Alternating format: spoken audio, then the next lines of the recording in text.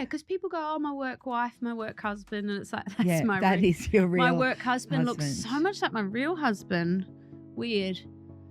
But it's good. Like, I think I married the right person to do this with. Do you know what I mean? Yes. And I like to think he did too. Oh, Harriet Dyer. Yeah, babe. Welcome to No Filter.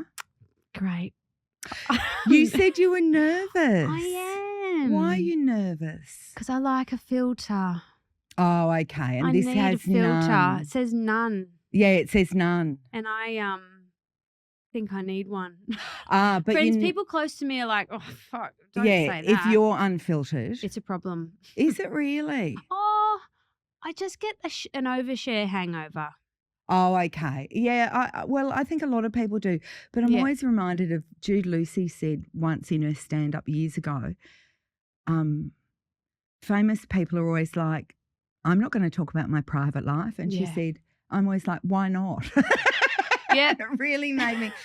You are in a slightly different situation now because you have gone from a beloved domestic product of ours and friend to international. Little bit. But also it's like, I think I'm truly shy, but this job keeps forcing me to not be that. And now I have little kids. I'm like, that's your personality. Like you're that kind of, and we nurture. And you mean in the kids you can see their personality, yes. right? And then I think back to, there was this video of my first day of school when I was 5 in Townsville, and like I would not come out from behind my dad's leg or behind the couch. Yeah. So shy. At school. This was like in the house getting ready. Yeah, right. I had my like hand in my mouth, head down. My sister, 2 years old, is like, it's Harry's first day. And she was ready to go. And I was like not coping. But then that year at school, I think I had to learn to pull something out. Yeah. Because it was a pretty rough school. Uh-huh. We moved schools after that. But our first year, our year 1 class had 18 teachers. I think the kids were so feral. What do you mean? They just kept leaving. Oh, you're kidding. You know how it's like 1A, 1B? Yeah, like, yeah. We were just like one question mark. It was just like there is no teacher attached to this crew. They were feral. What, in first year? We were 5 years old. And they just kept leaving. And I think in an effort to survive, I just got quite good at, I don't know, being funny or or diffusing a situation that you could feel was happening even at that age. Or just like join the rabble. You're right. And so now I'm like in this industry where it's like, you know, be on and be good at it. Like Paddy's really good at it. Yeah. And he has got a real kind of ease. There doesn't seem to be a demarcation with him. He's got no anxiety. Yeah, him and public him and sort of private him. Yeah. Like obviously he's more himself at home, but he's not that different. Well, do you think you are? Yeah. Yeah. I'm an introvert. But see, I think a lot of performers I'm not alone there, for sure.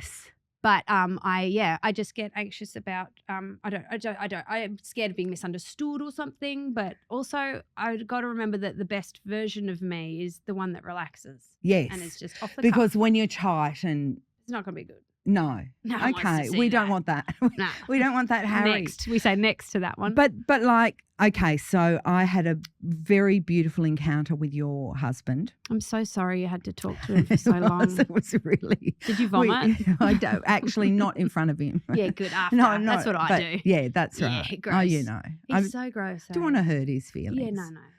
But he spoke very, you know, when someone just speaks with love about someone. Yes.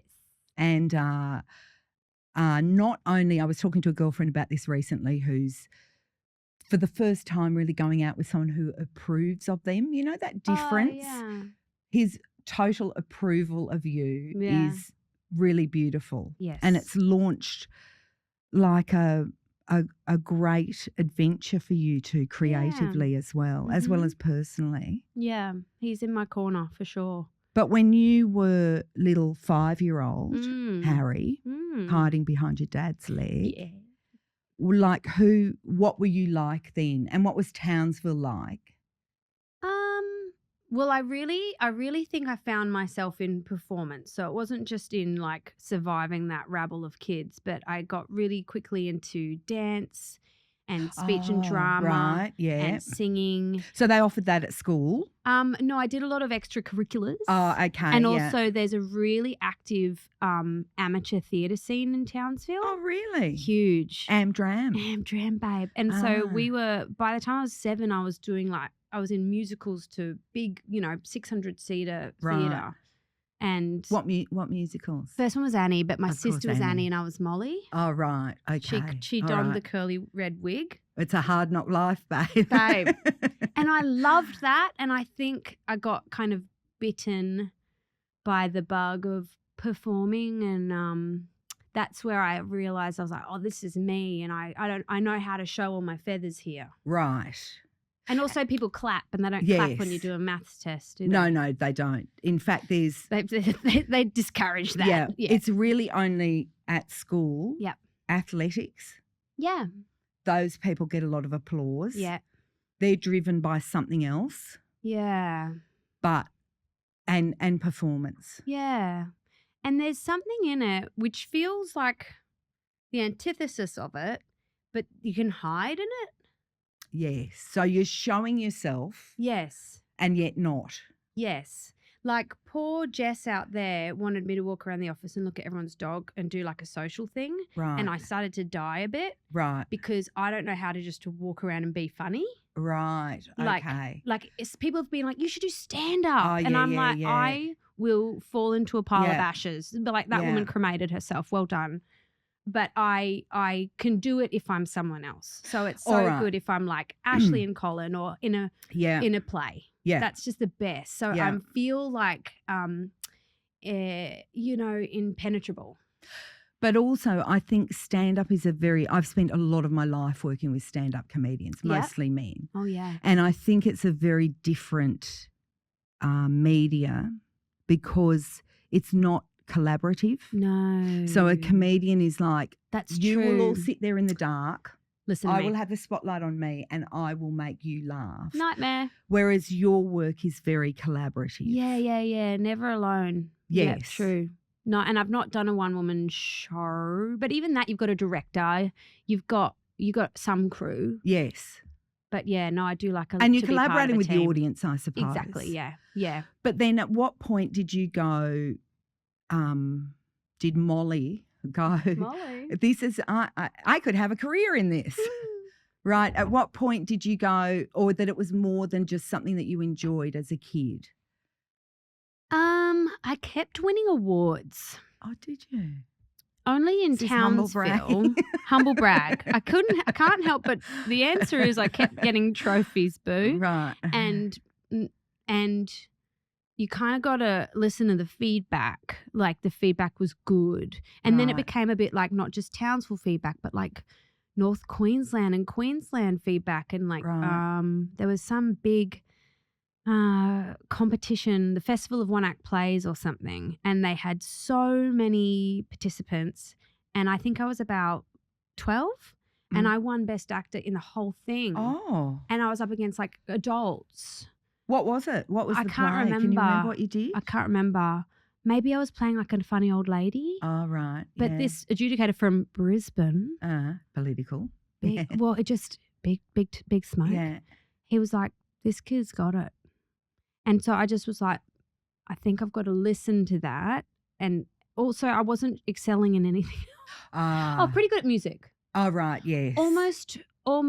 Actually, I applied to do jazz vocal performance at the Conservatorium of Music in Queensland. Oh, really? And I got in on my singing, but I failed the theory test. Right. And they're like, if you do 6 months hardcore theory, we'll pop you in. And I thought, boring. But you were a scatter. I was doing a bit of scat, a little bit. And now I'm like, wow, if they'd accepted me, we wouldn't be sitting here talking. Well, I don't this reckon. is interesting because then you also auditioned for NIDA Yep, didn't get in. twice. Yep, didn't get in. Which is, I never auditioned for NIDA. I auditioned for VCA. Oh, yeah. Did I get into that? Didn't get. I don't think I auditioned for VCA. But it can be Or didn't get in. bruising. Yeah. NIDA are famously bruising. Yeah. And how was it for you? Can you remember the first time? I remember a terrible moment where they're sitting there just kind of telling you what life's like. And I'm from Townsville, as I've mentioned. And I had borrowed a car or something, and it was a really epic part of the audition. Maybe it was like they were walking through your second callback monologue and this is what you have to do. And suddenly I realised I'd parked in the Clearway. Oh, no. And it was 3:30 and the Clearway was 3 till 7. And I think I'd been left, I think I wasn't expecting to be that long in the day. And suddenly I was like, I'm so sorry. I have to go and move my Echo. Right. My little yellow, piss yellow Toyota Echo. And it wasn't there. And it was somewhere else. And I just came back and I was so kind of thrown by it. But I still did, like, I can't blame that. I just don't think that I was going to get in. No, but that's a very strange thing to do. Yeah, I think I made it through the next round. So the Echo didn't kill me, but I never got past that round 2. Okay. And then, but it was enough for you to go, I'm going to do this again. I'm going to audition again, or?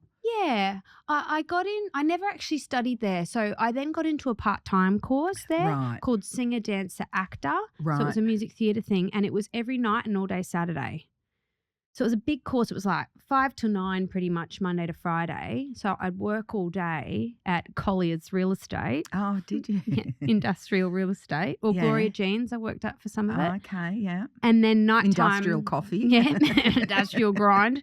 Nighttime I'm, singing, dancing, acting. Right. And then Saturday was this insane day called Masterclass where you'd sit, there was like 14 of us in the class, and there'd be maybe 3 people on a Saturday, and they'd get up and they'd do a song. And basically the person who ran it, she was amazing, but she was terrifying. And she'd basically kind of tear you to shreds is an intense thing to say. Yes, but because she made me a better performer, but she pulled it apart, and she had stuff to say. And it was a scary day, and you just sit there so sweaty. Just so sweaty. You know that book? Have you read that book, Respect for Acting? The Anita Hagen book. You know what? I bought it. Yeah, ADHD, didn't read it. Didn't read I've got it. Okay, so I read it but didn't end up being an actor. Oh, good. Tell me about it. Well, there's a great quote in there where you must have respect. It was you must have respect for acting. So sad that I bought it. I think it was the other famous acting teacher who had the school in New York and that guy Stanislavski. Yeah, no, there's another one. Yeah. Anyway, he Meisner? said, the one in New York. Yeah, my brain's gone. Anyway, whatever. Everyone's yelling it at us. He says in this book, would that the stage were as narrow and treacherous as a tightrope, that the untalented would not dare to tread upon it. Yeah. Which I've always sort of remembered, because I think a part of me was like, I'm the untalented. I dare not tread upon it. But there's something to be said for you encountering these things that you pushed against that might cow some people and might stop them in their tracks. Yes. More people are defeated than pushed through. Yeah. And what was it in you that went, even when you were at a masterclass getting ripped to shreds or you were getting the rejection, what was the germ in you, the seed that dared to still look for the sun? Because I knew I could only get better.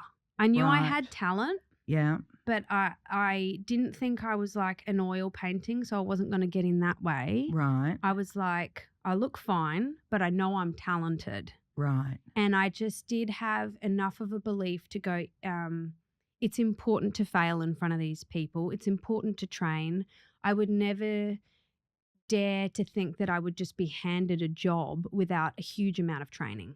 Right. Like I also think it's important to fail in a more supportive environment. Like it was scary, but everyone's failing. Yes. It was these beautiful 14 people that we just constantly failed in front of each other. And then after that, I did a 2.5-year acting course, more failure. Right. But I knew that you had to do it.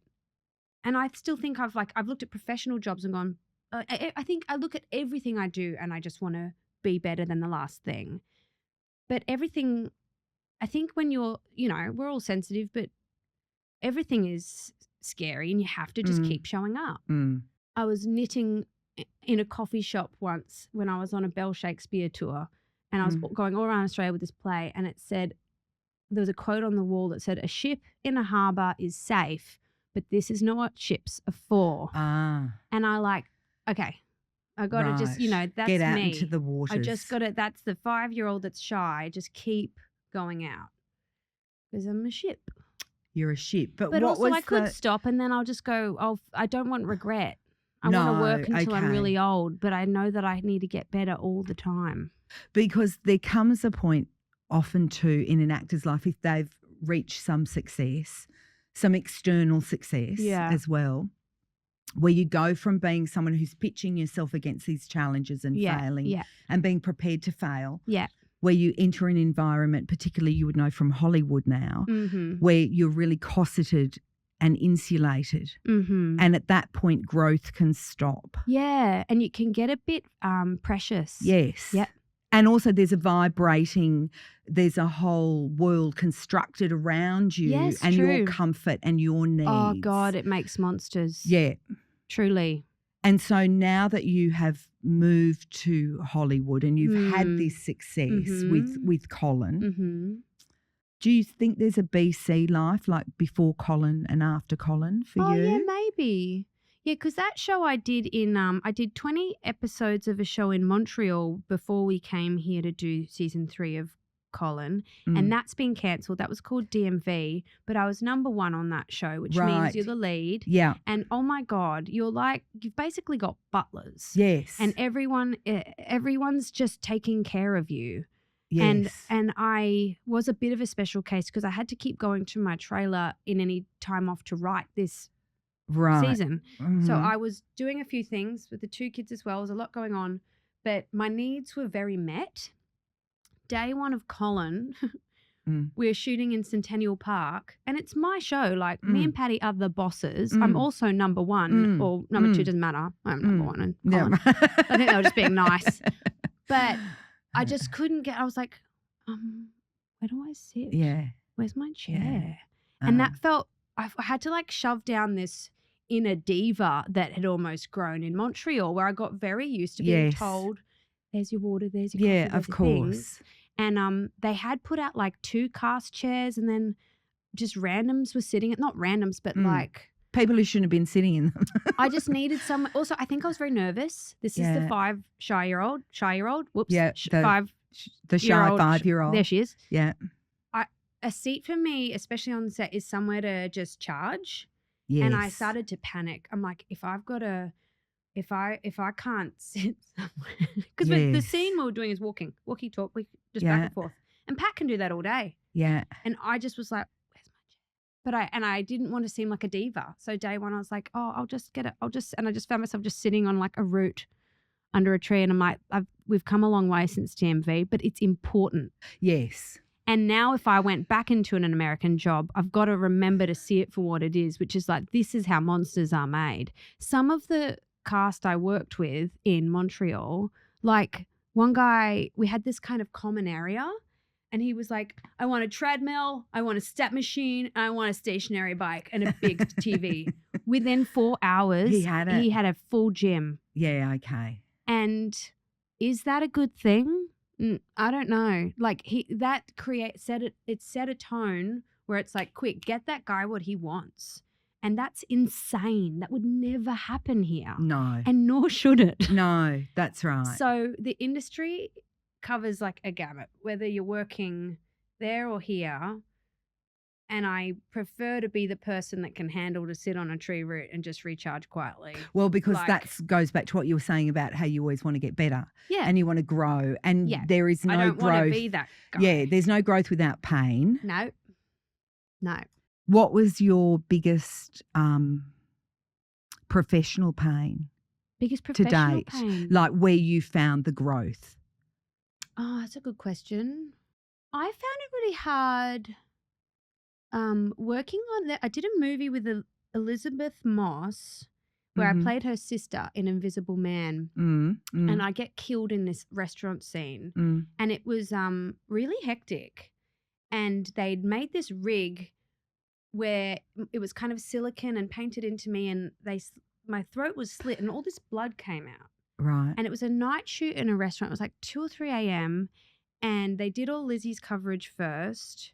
She allowed Lizzie. Yeah, she wasn't full Elizabeth. But or sorry, Ms. Moss. This was pre-interview. We were talking about nicknames. Yes. She was Lizzie. Yeah. But they did her coverage. They turned around on me. They were running out of time. And they were like, okay, and now the knife, and now Di. And Lee Winnell, the director, was just yelling things out. And he loves blood. Yeah, he's just, and choke more, Right. and that's it, and cough, and do something. And I felt like this acting robot, and I'm choking and dying, and that's it, and fall. And he sounded kind of frustrated. And then he was like, cut, okay, I guess we got it. Oh. And I was like, oh, God. And that was my big, like, moment. And they had all these other rigs ready to go with my silk shirt all ready to go. And they're like, that's a wrap. And I said, but I thought maybe that was a practice. Like, I only got one go. And they're like, no, run out of time. And then I got into this lift by myself. And it was, like I said, maybe 4 o'clock in the morning. And I was so tired and so much adrenaline. And in the mirror of the lift, I just saw my throat completely slit. Oh, and blood. And because it was so good. It wasn't any visual effects. It was all practical. And my brain was like, are you dead? Like, it was just a weird moment. And then I don't think you should see yourself like that, you know? And then I got into bed, like after a shower later, about 6 a.m. going, what was that? And I think it taught me that you may only get one go. Right. And you got to be happy with it because they're just got to move on. Yes. And I wish that's someone. a big machine. Yeah. And I wish someone had kind of said, you okay? And Patty and I really try to take care of our actors, especially if there's like an emotional scene coming up. I try to give them space or say, do you want another go? Like, even though we're not directors, we are on-set producers. And I don't remember the question, but I remember, think maybe that was an answer. I just remember going, this was my biggest shot in this death scene with Lizzie Moss. And I got one, and I should I have given it more or? But it was fine. It was fine. Which is also a lesson, isn't it? Exactly. If you've trained and you've worked hard and you're there, you're probably going to be fine. And you've committed yourself. Yeah. But in terms of biggest pain in terms of like roles, there's not been a job that I've gone for that I've missed out on and been in like pining because I really just so believe it wasn't meant to be. Anytime I don't get a job, it's like not meant to happen. If you pine all the auditions you don't get, like also it's butterfly effect shit. Like there's so many things I wish I'd gotten and then Colin wouldn't have happened. Yes, or like, yes. So many things. And I always think that looking at the cast of Colin as well, that they're people that you and Patty have worked with and that you have drawn back together into this absolutely brilliant ensemble cast. Yeah, they're really good. It's a great cast and we love each other. There's a lot of love there. Why are you ending it? Because I think creatively it's good. Leave on a high. I don't want anyone to get sick of it. I think when you say you don't want anyone to get sick of it, do you mean the audience or do you mean you and the audience, Patty? But you guys, you know, sometimes there's a disconnect with the writers or you're at a different place in the process than the audience is. The audience would be like, we'll take 10 more series. They probably would, you're right. Yeah. But also the way we've built it, we don't have a writer's room. Most shows have a writer's room. They have other writers. Even just the other day I was walking with my friend Sarah Scheller who did Strife. Oh, right. Yeah, yeah. She was like, yeah, anyway, our story editor this. And I'm like, what's a story editor? We needed that. What the hell? Like we should have had a story editor. Did you just have you and Patty? Just us. With every word, every idea, every plot. And so I thought, and one day I remember in season 2, we're like, there needs to be a third person we can share this with. Right. And then they kind of brought on like a script coordinator, but it felt more like Paige's admin. Right. And we're like, this isn't helpful, sorry, goodbye. But if we had someone like a story editor going, I'm not sure you've actually tied up Brett's thing or I'm not sure if you've thought about ending it this way, like someone who's really in the story with us who cares and is a talented writer probably on their own right. But we just didn't have that person. So it's little things like that. We probably could have helped ourselves more. And given you maybe longevity, more longevity with it because it's not like the fuel in the candle is not just coming from you two. Yes. However, when you then invite people in, you've got to manage them. And there's something so clean about me and Paddy. There's no one to manage. And if he has a dud idea, I just go, eh. And if I have a dud idea, it's like, whereas if we're in a 10 writers room, you might be like, oh my God, Kate, that's such a good, let's put it on the board. Yeah, We'll put it on the board and we're going to think about that. Yeah. And then let's break for lunch. Yeah. And there's just wasted energy. Yes. Whereas there's an economy of truth that you two have which with is just, each other. it can be a look like we're not doing that. But that being said, because we aren't able, because we're mental, we're unable to outsource, it means that we control everything. And that is a blessing and a curse because we're proud of everything because we picked it. Yes. But then everyone just goes, well, Paddy and Harry will fucking pick it anyway. Right. So I think it doesn't give people as much ownership over some of their jobs as maybe they'd have in other jobs. Right. Does that make any sense? Yes. And everyone works so hard, but they know that at the end we'll probably pick it. So sometimes I think we need to release the reins and go, you just do it. But then we go, oh, that wasn't it. Oh, sorry. And we wind it back. But outside of the show, you now have 2 daughters. Yes. This is the other thing. And Paddy was talking when we spoke, which was the day after the premiere of Prada here. Yep. And he was talking about like the necessity of with you two working the way that you're working. Yeah. That you need help. Yeah. But that also comes at a cost. It does. It's a similar kind of thing that you need to relinquish a certain amount of control. And so the best version of that is I work or he works because the hours on set are so long. You do need someone keeping the home fires burning. And Colin, we're both out. Yes. So the kids, every season we've obviously had to have a nanny because daycare isn't open and also sickness and stuff. And you want that constancy of care as well. That's someone that the girls feel exactly, but it's not knows and loves. Just them. feels a bit icky. To leave in the dark, come back in the dark, and there's just a parent missing. Yes, and it's something you feel you're missing as well. Yeah, of course. There's been times, especially in Canada, in Montreal, I was working crazy hours and we had the most beautiful au pair and we met her actually in Melbourne because Paddy had done this Apple show just before Montreal. So basically the last 18 months we've been like carnies. Yes. Mabel was born. 12 days later, Paddy had to go to Melbourne. And then we followed when the passport was ready. And so we were in Melbourne for about 5 months, Montreal for 5 months, Sydney for 7. And we're going to get back to LA and Mabel will be 18 months old and she hasn't been in her home since she was 6 weeks old. That's just not how you envision nesting.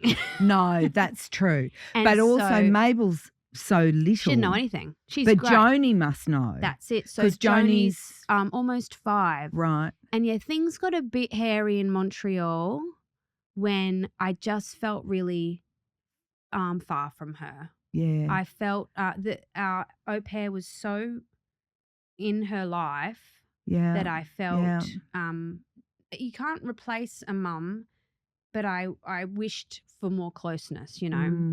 And that was but all you can also wish for is that they're close with the person caring for them. Of course. Like the other day our nanny here left and Mabel cried. Yeah. And the ego goes, don't cry, mum's here. Yes. But actually it's good. Yes. Because it means she loves her. Yes. And that means you're leaving them with someone who they love. And it is, you do think, I mean, you have to surrender parts of yourself. Yeah, and you've got 4. Yes. Come on. I've had a very similar, I think every working mother is confronted with the same sort of dilemma. It is, yeah. And a part of you surrenders to the notion or rises to the notion that the more people that love your children, the better. Yes. But it doesn't mean that it's not hard. And that sometimes you think, oh, this isn't right. Yeah. And Joni was so little when season 1 started. And the other day she walked into our room and I thought, gosh, she's so big. She's so tall. And her whole life we've been sharing our brains between her and Colin From Accounts. In the last 4.5 years, we've made 3 seasons of television. We've written all 24 episodes and sat in the edit every day, which is also different, and brought 2 girls up. And that's a really full-time, plus DMV, plus American Auto, plus Last Scene, plus Prada, plus Evil, just these jobs, right? Yes. And that's why it's time to just take a beat. Consolidate. And yeah, when Joni was about 5 weeks old, they said, we're going to do it. We're making Colin. You got to write the back 4 episodes right now. And we didn't have any family support or any help in LA. And we had to quickly write them. She was like 4 months when we started shooting. She rolled over for the first time in the edit, stuff like that. And she's kind of none the wiser. She knows she's got 2 very loving parents. Yeah. I don't think she feels like some sort of TV orphan. No. But I just want to be there a bit more right now. When Paddy was talking about when he fell in love with you, really, or when you realised that you were in love with each other. Oh, yeah. And one of the things that I gleaned from him was your capacity to care about people. Oh, that's nice. I do care. But, yeah, you do care. I mean, everybody does though, don't they? Oh. Yeah, I do. Some people may care but don't necessarily have the capacity to enact it. Do you know what I mean? Yes, I come from a very demonstratively loving family. It's like love you all the time. Right. And that changed things for him, I gathered, in his emotional I think possibly. Yeah. State. Yeah. And but you two had met in 2012. Was it on Moody? No, that was funny. Someone wrote that. Oh. We never shared that. Had you worked together before? We hadn't shared that screen. He was in it and I was like a glorified extra. Oh. Yeah, So you hadn't. I don't think he was on that day. I think Ian Meadows and Jane Harbour might have been having some it was a bit where I had to kiss a boy. It was horrible. It was like that man was lovely. But it was like Jungle was up and coming kind of comedy people, and I'd done an ad with Trent, the director, who is now like our kid's godfather. And it was like a funny bit for a girl to be really making out in the airport line. Right. Yeah. And anyway, it was a horrible day on set because he wasn't my boyfriend, this guy. But no, Paddy wasn't in that. No. Oh, that's annoying from my rom-com, my desire for a rom-com. That's like really devastating. Yeah, no, we didn't meet then. It was much, much later. But yeah, we worked together first, I think, No Activity. Oh, right. No Activity. Yeah. And then how was your relationship then? You were mates. You were. Yeah. Who felt the first frisson? I don't really know. Okay, but not at the initial meeting or in retrospect? We'd met, like I think I served him at a cafe at some point and I recognised him from an insurance commercial. Like it wasn't love at first sight. It was just like in each other's orbits. Yeah. But he's just a wonderful dude. He's a great dad and he keeps me from kind of flying off. Like I am an anxious character. And he is a stoic, centered character. And so there's when I say character, I mean person. Yes. And so there is his character is. Yes, exactly. Yes. He has more kind of weight to him. Ballast. His emotional ballast. Exactly. His bowl is centered and mine spills out all over the place. But it's a very yin and yang. Yeah, I'd say so. Sort of recipe. And I can tell when he needs to kind of spin off a bit and I go, oh, I'll be ballast then. Oh, okay. Because there's only so much, Like Prada, I imagine you had to be ballast when Prada happened. Yeah, a little bit. But that was fine. That was just like a thing came out. I mean, the thing is, it came out in the middle of we wrapped on a Friday. God, after doing this massive 8 episodes of Colin, we wrapped on a Friday, had a wrap party on the Saturday. Right. And then he flew Sunday morning for the premiere. Right. And we had a necessary week off or something before we then went into the edit. So Prada was big on a world stage, but it was something that just slotted into our month. And then he came back and we got into the edit of Colin, and that ended a week ago. Ah, right. And he shot it while I was working in Montreal. Yes. That was the hardest part, actually. And you were with Mabel, I think. I brought Mabel across from Melbourne to Montreal. He still had to shoot some in Melbourne. He stayed with Joni and the au pair. He came over, then he went straight to New York. It wasn't well designed. It's been a crazy year. But yeah, when he needs it, I'm ballast. So when you're talking about all of these moving parts, the building block, the basic building block is you and Paddy. Yep. And when you're in a relationship, like your husband and wife, yes, and your producers and your writers and your parents, how do you serve the marriage? How do we? Or is there a sense, when you love someone and you know them very well. Yeah. And you're building something together. Yeah. Is there a sense that, we're fine, we'll tend to this later? Yeah. Do you know what I mean? I think we laugh a lot. And he's good at reminding me to laugh. And it's really good when we catch each other off guard. And like we might be having an absolute shitter. Like it's 5:48, the kids are screaming, and we'll just like do some silly lartsy to each other behind the kitchen counter about just like ending it all or something. And that's funny. Yeah. And it's little moments like that. But also I can see when the water's rising on him and I'm like, do you need to take the dog for a walk? Or do you want to go call up a friend and have dinner? Like we just need to make space. I think with you'd know this from 4, but it's the more children and the more pressures, it's harder to go, excuse me, can I go to, like the gym is over. I used to love the gym and now I just can't justify it. What do you do? Oh, it doesn't matter anymore. I'm just wasting. Really? No, I like just anything. I get endorphins. That's where I get my anxieties out. Right. I've always gone to the gym for the head, not the bod so much. Yeah, okay. But we try to make space for that. But yeah, when it's been like, for example, the shoot, they're 13, 14-hour days. Yes. And the weekends just have to be the girls. But occasionally I'm like, go up to the gym for an hour and then I'll do the same. Like, right. Got to make room for each other. Yeah. Otherwise we'll go crazy. Yeah. But also like we're pretty quiet people. Like we love reading. We love doing the Sunday or Saturday quiz with a martini when the girls have gone to bed. It's not a crazy life we live. Who gets the most right answers? Quiz teeny.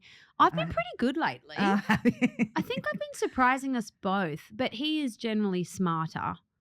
He's also a been bit here older longer. than you. Yes, he's got We're 12 both. Do you know what I mean? We're years both Year of the advantage. Dragon. Yeah, right. 12 years apart. Yeah, right. But he is a bright boy. He also like studied law for 3 years. I've never Right. set foot in a uni. I'm Yeah. kind of a bit of a, but I know lots of things that he doesn't, like music and stuff. That'd be where I shine. After this period where you'll sort of, I'm going to say lie fallow, but you won't be. You'll be ploughing the field of your family. Yep. Winter. I'm calling it a mental winter. Oh, yeah, so great. Some shoots come through. Yeah, so you can have a beautiful spring. Thank you. I like this metaphor. What will you do? What will the next project be? Because I think you've said you and Paddy want to do something that is not necessarily comedic. We definitely have some drama stuff in us. We also want to write something that maybe is drama heavy but still funny. Right. Like, haven't seen that Widow's Bay one, but people say that does a good Oh, line in okay, that. right. I also just think Well, Colin was very much like that, to be honest. Drama, yeah. There's a scene that, like my favourite of yours, when you had your wisdom teeth out. Oh, yeah. Oh, my goodness. That was so, I cried. I laughed and I cried watching it because it was a very beautiful. Tender. Yeah, it was tender. Yeah. It was really tender, but also your comedic shtick is Lucille Ball. Oh, bless. Like seriously. Thank you. Really accomplished and beautiful and truthful and takes you places that you're not anticipating to go. So I think Colin already had that had that gravitas. Yes, it does in times. Like when I called his dad a fuckwit and then he died. That's right. shocking. Oh, no, that was really bad. That's shocking. That was so bad. And very sad. And then we played Paul Kelly. How mean. Yeah. What did Paul Kelly make of it? I don't actually Does he know? But he said yes. He let us Yeah, use right. him. You know, we try to put a lot of Aussie singers in, but we also kind of love horror. Yeah. What we do know is that we're going to write something again. It can't be another rom-com. We can't just keep wheeling out our chemistry and like Right. we have to write a movie soon actually for a big company that have been waiting for years. That is a comedy. Oh. Like a For family both drama of you? comedy. We'll be in it, yeah. Yeah, right. So we have to But you can't change your chemistry. No. Why would you? No, we wouldn't want to but I mean you could dye your hair black and but I mean like we don't want you to know. keep playing will they, won't they? Right, all right. I mean, maybe we could do will they, won't they in another period. Yeah, you know, we right. could just change the world. Like Yeah. we've got ideas that don't live in this modern yeah, right. romantic world, Yeah. which is fun. Yeah. Kind of just a bit bigger. We've got a few more epic ideas. Right. But The also, past, not the future. could be the past, not the future. Who Not knows? the future. No, the future. No, please. no one wants to go to the future now. Literally don't want to be. I don't want to be here now. That's No, the future's terrible. too scary. I don't want to look at it. Yeah. No, but we've got some pasty things. But also, I think what's ahead for Patty and I would be good if he and I did that thing where we get an acting job. Independent. Yeah. So we can go, how was your day? Because I wasn't just there for the whole thing. Right. Because I know his Yeah. whole day. The intensity. Even this, I'm like, we've been doing press all day for Colin. yeah. He's now doing something else. And I get to Where ask is him, he? how was it? You having a nice time? Well, even Get though to miss him a bit. having done this, he Yes. knows what you're Doing. doing. Yeah. He's experienced this. Yeah. Yeah. But it'd be good to tell each other some stories. It is, You know, get a bit of yes, whatever that is. It And then come is back together and write something. nice to bring the outside world into your relationship. Yeah, because people go, oh, my work wife, my work husband. And it's like, that's Yeah, my that is your real my work husband looks husband. so much like my real husband. Weird. But it's good. Like, I think I married the right person to do this with. Do you know what I mean? Yes. And I like to think he did too. I think he thinks that. Yeah, good. I think he thinks that. When he had done Prada and you were in the audience that night, Yeah. there was such a lovely response to you being in the audience, which was just kind of this, you know, Tita went through the audience and then it was like Harry, people going, oh, Harry. It was a sort of, g'day, Harry sort of thing. And you gave a kind of, oh, you know. Yeah, like he did a little shout out, which was cute. Yeah, it was really cute. Yeah. Do you feel a difference in Australia when you're out and about and on the street? Like, do you get... There was a bit more. Yeah, it came out around April. April, May was weird. Just a few more looky-loos. I think I fly under the radar. So if I'm out without him, especially without like hair and makeup, no one... Right. I don't... Yes. I'm right under. And that's how I Yes. like it. But Patty kind of just looks like Patty Yeah. Yeah. all the time. Yeah. So if I'm with him, I do notice it. But yeah, it's weird because on a weekend we try to get out and about with the girls and there's a few looky-loos and it's not weird though. And Australians are so kind of cool and there's that no one, you know, tall poppy, no one likes anyone to be too... No. Everyone's pretty cool about it. Yes. But in America? I mean, we when haven't he been was- there for 18 Yeah, months. okay. But All right. I do think Because that's a massive...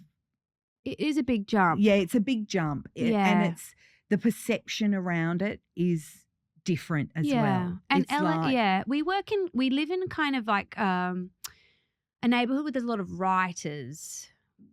And so in LA. Yeah, and so I Yeah, think right. people have noticed us from Colin around our neighborhood and they're much more verbose. They'll come and be like, I love your show. Yeah, And you're like, oh, thank you. yeah. But I think maybe if we went to Beverly Hills, no one would know us. Like it's different. There's different crowds. Right. Actually, that's not true. Like I booked a table for me and my parents about 2 years ago in Beverly Hills at this little restaurant they love. And they were like, my mum checked in and they said, is that the actress Harriet Dyer? And I was like absolutely thrown that anyone on Rodeo Drive would know who I Right. was. So that is there's sometimes things, but I think I'm a little bit blind to that stuff. Well, I'm not looking and maybe for it and I'm- purposefully as well Yeah. to protect, to keep Sometimes, the yeah. channel clear. Sometimes my friends will be like, oh, they're looking at you, and I don't notice it. But I think that's an unconscious protection. It's my dad's leg. Yeah, right. I'm hiding. I don't want to know. Also, I don't think I'm very interesting. You know, who does? Well, there is an appetite for it. Yeah, that's true. Isn't And there's an there? appetite for people to know stuff about Patty and I Yes. because we work as a couple. And so I do feel very protective of that, very protective of the girls as well. Yes. And that's like, you know, before when we were talking about hills you die on, like that was a bit of Yes. preamble. Like Yeah. I'm pretty protective of them, and yeah. Yeah. Well, Anyone that's would be. That's mama bear shit. That's a good hill to die on. That's a good hill to die on. Yes. Just like, I don't know, just our story, their story, that's the stuff that is just for us. Yes. Which I think is. Which he shared, you know, when we were talking about when he first told you that he couldn't have his own children. Yeah, that's right. Yeah. His own, from his own bodily, I don't know. His own bodily function. He couldn't carry the children. Yeah, he can't get pregnant. He can't carry them. And then he got quite emotional, I think, in talking about how not this wasn't his initial response, but I interpreted it as the whole thing about how very matter of fact you were about that. Yeah. Because for him, that's a big thing to say to a woman. Yes. It could be a deal breaker. Yeah. And for you, it wasn't a deal breaker. It was like a deal maker because you're like, okay, this is what we'll do. Yeah. I don't know why it wasn't more of a deal breaker. Because logically or on paper that would be, but we were just so in love that I was like, well, that's our lot. If that's his lot and he didn't choose this and I choose him, then that's who I chose. And so I didn't feel, there were certain people around me going, but are you sure, you know, that's a big thing to like say no to. But really I'm also saying yes to something else, which I think has been really powerful. And yeah, I wouldn't change any of it. It was very powerful for him as well. Yeah. Because it unlocks, parenthood unlocks in most people. It unlocks a different capacity in you. It does, yeah. And in him, he spoke about really feeling that he'd been given things from the treasures of the world that he would not have had otherwise. And it was very beautiful. Yeah. When you look at your body of work, do you think it's affected by you being a mum? Oh, like the depth of it? Yeah, yeah. You know, I don't think I've had to really call upon stuff. You know, for example, his performance in this Apple show coming up, Last Scene, comes out, I think, on Apple in September. I'm spruiking another show of Patrick's.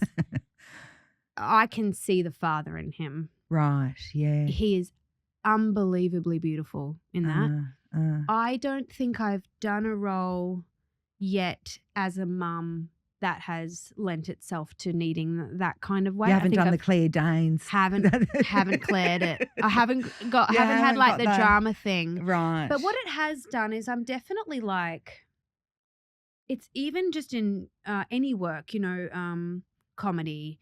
It enriches everything because I take it all a little bit less seriously, maybe because I've got this bigger thing at home. And because what you're doing has to be worth it. Yes, exactly. And so I don't whittle it away. I go, well, if I'm here, I'm going to make it really good because if I'm here, I'm not with them, so it better be good. Better enjoy it. Whereas sometimes when you work with people without kids, they can really get it stuck in the weeds and stuff. It's like, you know, I've got to shut up. Can we just do it? Make it good and go? Like, but I haven't. No, it hasn't. I haven't used it, so to speak. And I don't. Do you have know a what that yearning looks too? like. For drama stuff? Yeah, to see what that stretch is. I'm a bit funny about using kind of with technical acting stuff, especially if you're doing something drama. I'm a bit funny about thinking about people. Real things. Like Amanda Seyfried's talked about this with OCD, like she will never think about her children if she's doing something sad. Like it just feels a bit like there's some bad magic you're touching there.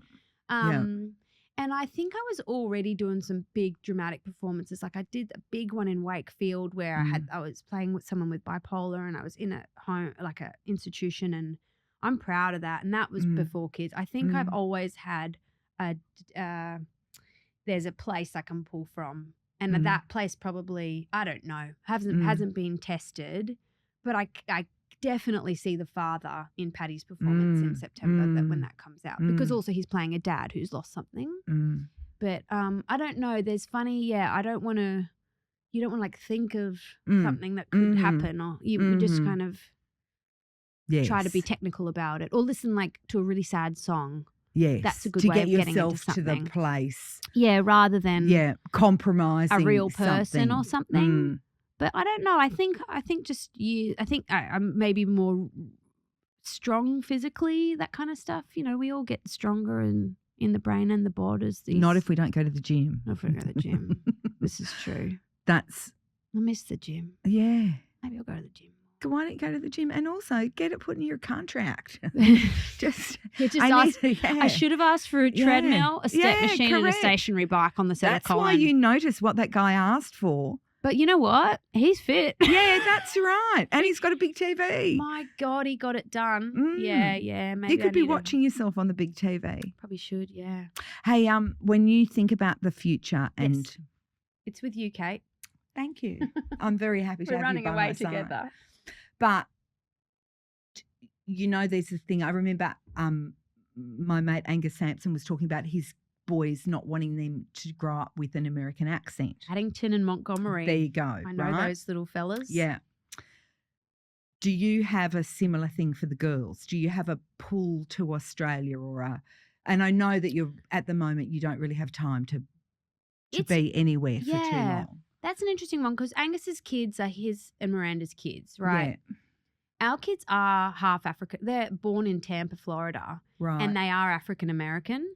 So half. Right. So I don't feel as proprietorial over their accents. Cultural. Exactly. Right. Okay. I actually think probably I've done something right if they don't sound Australian, like for them. Yeah. But we do have an eye to move to Sydney again. Right. So we're just working on that, on what that looks like. Obviously, Australia is a much safer place to bring up kids. Right. Yes. Easier. Our parents are here. Our siblings are here. So we're coming back, accent or not. Right. But I wouldn't have ever gone, I don't want them to sound American because they have American passports. Yeah, right. Of course. They're so American. And then that's an interesting thing that when you've got children who have a culturally different background, how do you serve that? Or have you thought about that yet? Yeah. How you... Totally. It's an interesting one. Like Joni has, they both have really textured hair. Yeah. You've had to learn I've had to learn some stuff. My mum's got an afro. She's Jamaican American. Go. It's a different. It's so different. Mabel still is just a baby, so we leave hers. But Joni, like everywhere we go, we make sure we find a black hairstylist that she's comfortable with, and we give her people.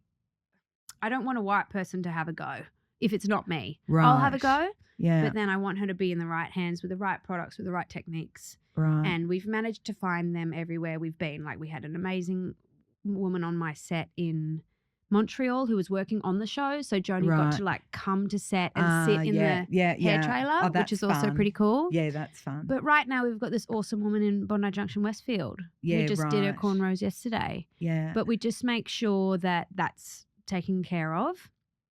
But it's tricky because we do feel a responsibility for them to grow up in a space where there's some colour reflected. Yes, right. You know, I don't know what school that is yet in Sydney. Right. Patty and I have always wanted to live in the East, but like, oh my goodness, I don't know if that's reflected there. But maybe it also, like sometimes I think the children will show you the way. Yeah, yeah. I will say it's in our minds. Yeah. We don't want them to. It's a consideration. Yeah, like the other day, Joni said to me, I want to go to school with people who have hair like me. Right. And like that hits. Yeah. And I'm like, well, you know, we're going back to LA, Bubba, and we'll see there because I don't want her to feel too different. But then you've got places like International Grammar School where it's such a mix of like Indian, and Australia Asian, is it's so diverse. It's yeah. just that so happens where we're living in Sydney right now Is not. Okay. And that's our folly, yeah. foible. I don't know what the word is. It's an F. We fucked up. But she's okay. She's 4 and we are on it. Yeah. But I think it would be silly for us to transplant them and just plop them right in the middle of some super white, super and blonde. act like it's nothing. Yeah, and be like, we don't see colour. It's like, Yeah. well, that's actually not good enough. Yeah. You think that that's like anti-racist, but it's not. Yeah. Like you've got to see colour Yeah. because they see colour and they want to see it around them. And also coming from the States that has just a broader colour palette generally. Ish, yeah. LA is pretty segregated. Yeah, right. Actually. Interesting. Yeah, so we haven't even nailed it there. Yeah. But we are working on it, and I think as long as we're aware of it. Do they show, I mean, Mabel's too young. Yeah. But is Joni performance oriented at all? Last night we did a little bit of acting. Right. Because I said, I'm going to act something out. I was just being silly, like a charades thing. Yeah. And she goes, oh, my turn to act. And she's so funny. She is very outgoing. She's not shy. She's not Harry behind the leg. No. She's Joni. And she's a CEO, that girl. I don't know. She just came out that way. Yeah. Mabel's a lot more attached to me. She's more shy. And so we'll just see how that goes. I saw this beautiful thing. It was on bloody Instagram, but it was John C. Reilly talking about parenting. Oh, yeah. Did you see that one? No. What did he say? He said before he became a parent, so now I'm just stealing his podcast. He thought nature nurture would be like 50-50. Right. And then his girls came out and he was like, no, you are you and you are you. Yes. And I can't nurture you into being this or that. Right. I just have to take care of who you are and pay attention to it. And so sometimes Joni can be really gregarious and a little bit too much of a handful. And it's on me to just try not to give that like negative words. Like I want to nurture that into something that she's proud of. And she just. That's a strength rather than. Exactly. Rather than I'm annoying or something. I do think children are like a packet of mystery seeds. Oh, yeah, that's good. And that's that when really you put good. them in the ground, you don't know if you're going to get a sunflower That's or so a rose funny, Kate. but I think you can't make a child because like you said, they are what they already are, but you can break a child. 100. The nurse on our set is our mascot on Colin. Her name's Nurse Virginia. And she said, you can break a spirit out of a child, but you can't put it in.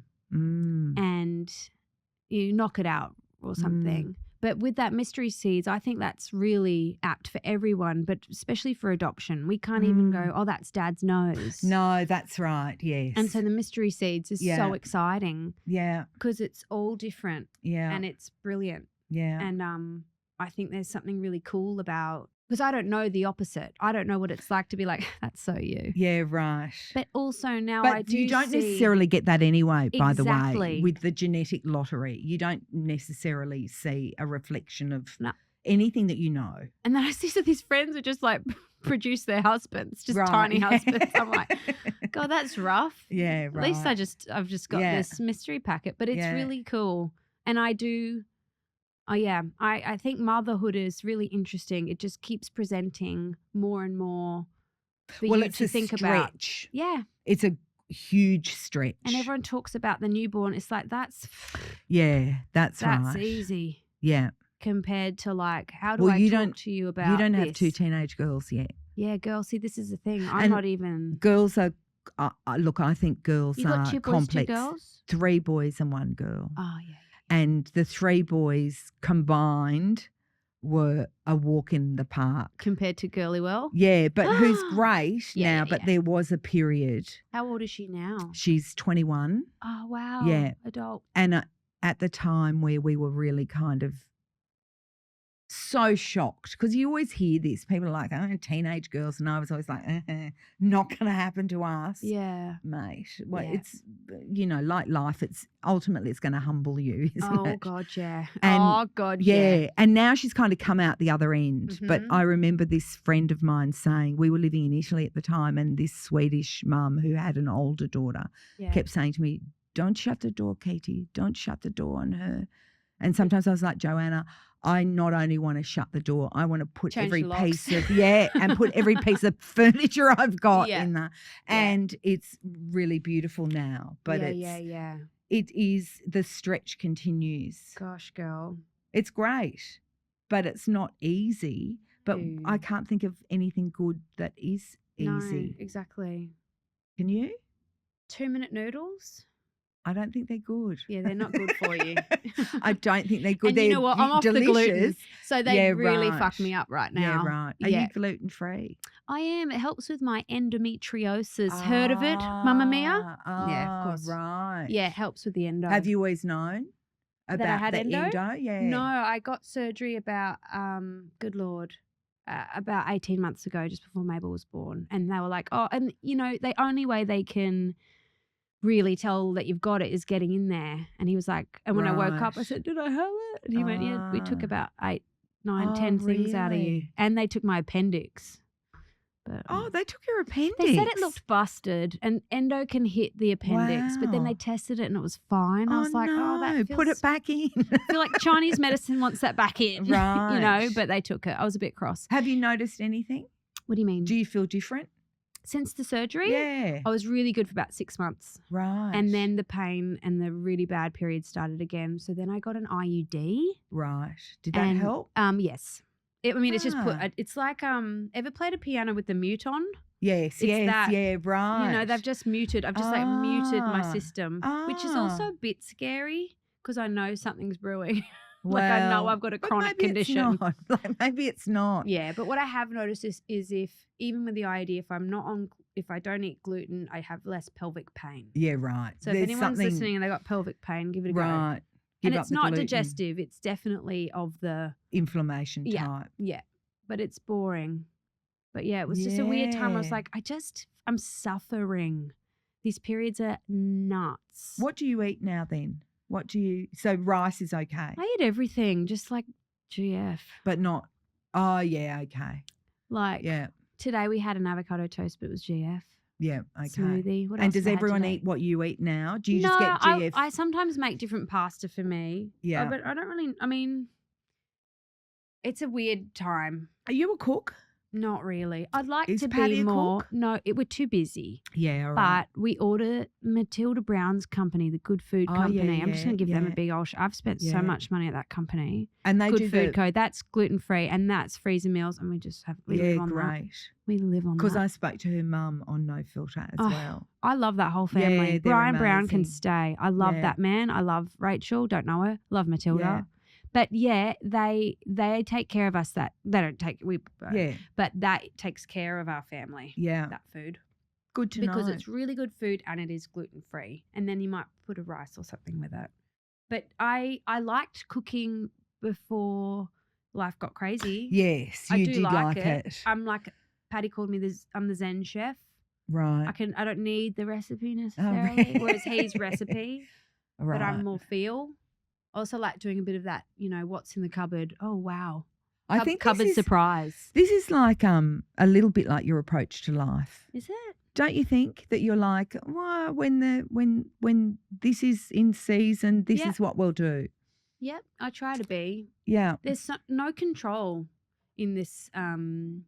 This has been the biggest lesson of my vocation is that I've got girlfriends who are like, should we do Italy for our 40th? Or like, will you be in my wedding? And I'm like, I can never say Right. yes. Yes. We just have to keep going where the tide takes us. And now it's getting a little harder as the kids get bigger, but like I have to kind of be a happy cork on the tide. But now I am trying to slow the water down a little. Yes, you have a plan. A little bit. But you know what? We could get an email tomorrow that changes all that. Like, oh, they like you Yes. for this. I But we would be are very trying to do surprised if you is- don't get an email.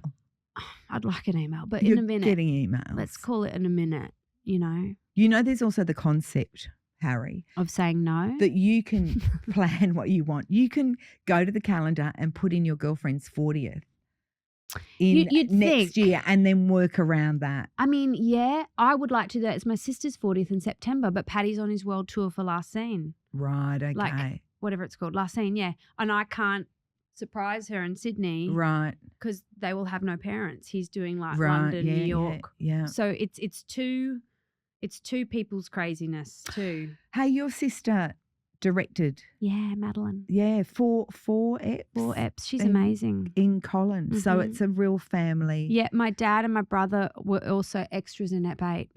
There's a man choir and they sing in it. Oh, that's cute. And Mum probably would love to be in it. Sorry, Mum. She's desperate. Mum's not in it. You know what? I really fucked that up, You actually. really have. You've got to come back and do another series. I know. Just for your mother. Dad was an extra in season 1 too, and she was like, right. But Mum Yeah. deserves to be there. But she'd probably lose sleep over it. It's so stressful being on camera if you're not used to it. She could be an extra. Yeah, she could be. Yeah, We did but talk she's about not. it. But also they live in Townsville. It's a whole thing. I know the producers, I sleep with them. and so does she. Yeah, she bore me. Harriet Dyer, Yeah, babe. you're a piece of gold. Oh, that's very nice of you. Thank you for you did something really beautiful with Colin, which is showed the rest of the world a type of Australian philosophy Oh, yeah. that I think is really lovely. Yeah. You know, perfect in its imperfection. Yeah, messy. Messy. But got heart. Lot of heart. That's what we were going for. And we spoke to someone today, said that some of the characters, they find them a bit mean. And I thought, oh, maybe that's just where you're No, seeing they're them. mean. Some of them are mean. But they've got, everyone's but got. there's a lot of warmth as well. Everyone's got mean in them. Yeah. Everyone's got mean in them. And mean is like safe in a way. I hope it's not too mean. Is it too mean? I think if it was too mean, people wouldn't love it the way they do. Yeah. But I think it is refreshing to see people that allow themselves that. Yeah, to be a bit grotty. Yeah. Yeah. And like to call someone's dad a fuckwit and then he dies. Do you know what I mean? Yeah, it's yeah. like. Yeah. But thank you. We definitely tried to just, I don't know, do something different. Yeah. That also felt kind of, I don't know, of people, of the vernacular. Were you surprised by the reception? Yeah, hugely. I remember Yeah. we walked out of the edit in season 1 watching the sunset over Annandale, backpacks on our shoulders, and we're like, we have no idea if that's any good, but we like it. And that was how we ended that. And then they asked for more. And we feel a bit similar now, but no, we're just so excited to get it out there now because it feels like I've never been pregnant, but I feel about 48 weeks pregnant. Yeah, right. It's an elephant gestation. Get it out. Yeah, right. Yeah. I have a horrible feeling you're going to do something heartbreaking. Don't tell me. You're okay. Am I okay? You're okay. Okay. It's safe to love. Safe. You're okay. Okay. You're okay. Thanks, Harry. I love you. Oh, I shouldn't have been scared. You shouldn't have been scared. Oh, one of the things I loved about this conversation was Harry's honesty about success. Because from the outside, her career, like many successful people's careers, could look effortless. But behind it are years of rejection, uncertainty, hard work, and a willingness to keep putting herself in uncomfortable situations, even when she was scared. It's also a reminder that some of the best creative partnerships aren't built on perfection. They're built on trust, curiosity, and finding someone who believes in you as much